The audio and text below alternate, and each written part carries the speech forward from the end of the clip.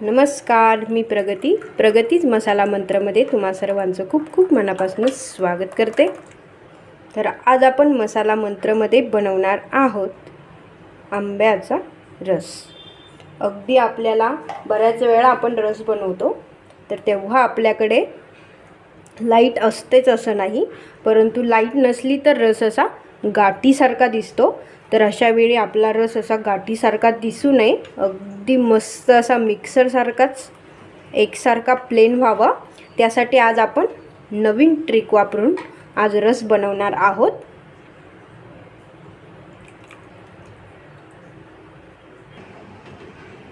चला तर मग वेळ वाया न घालवता रेसिपीला सुरुवात करूया।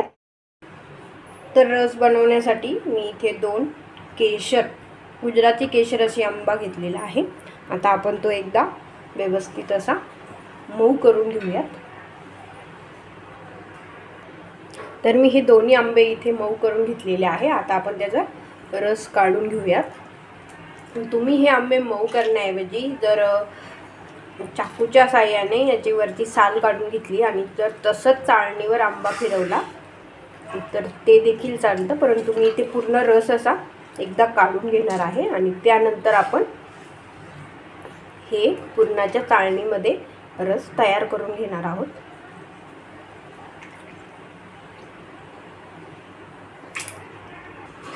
तर इथे मी दोन्ही आंब्याचा रस असा काढून घेतलेला आहे। आता आपण तो पुरणाच्या गाळणीमध्ये गाळून घेऊयात।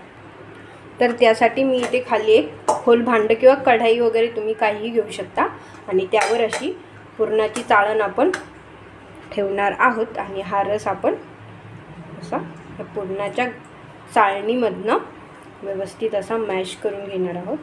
तर तुम्ही हाताच्या साहाय्याने करू शकता किंवा मग थोडं चमच्याने वगैरे केलं तरी चालेल, परंतु हाताने व्यवस्थित असा हा छान प्रकारे निघतो।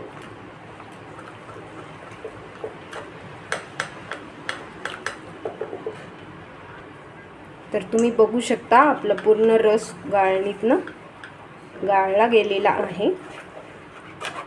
व्यवस्थित सगळा रस यामधनं मस्त प्रकारे असा तयार झालेला आहे। तुम्ही बघू शकता अगदी मिक्सरपेक्षाही छान याला टेक्स्चर। तर असा हा आपला आंब्याचा रस तयार झालेला आहे।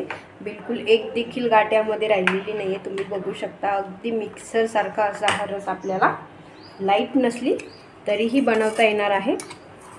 आणि आता आपण त्यामध्ये चवीनुसार साखर ॲड करणार आहोत। आता आंबा कितपत गोड आहे त्यानुसार तुम्ही यामध्ये साखर ॲड करू शकता। तर मी इथे साधारण 3 चमचे इतपत ॲड करते, कारण आपण त्यामध्ये थोडंसं पाणी देखील ॲड करतो। तर पाण्याच्या प्रमाणामध्ये आपल्याला इथे 3 चमचे साखर यामध्ये ॲड करायची आहे। व्यवस्थित ढवळून घेऊया। आता ॲड करूया थोडीशी विलायची पावडर।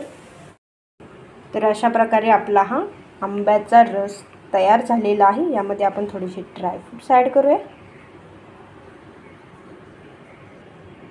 गोडाचा पदार्थ आहे म्हणून थोडंसं मीठ आणि त्यावर मस्त अशी तुपाची धार।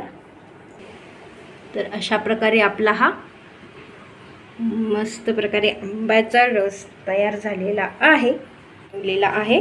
चला तर मग तुम्ही देखील असा रस नक्की ट्राय करून बघा आणि माझ्या चॅनलला लाईक, शेअर आणि सबस्क्राईब करायला विसरू नका। थँक्यू।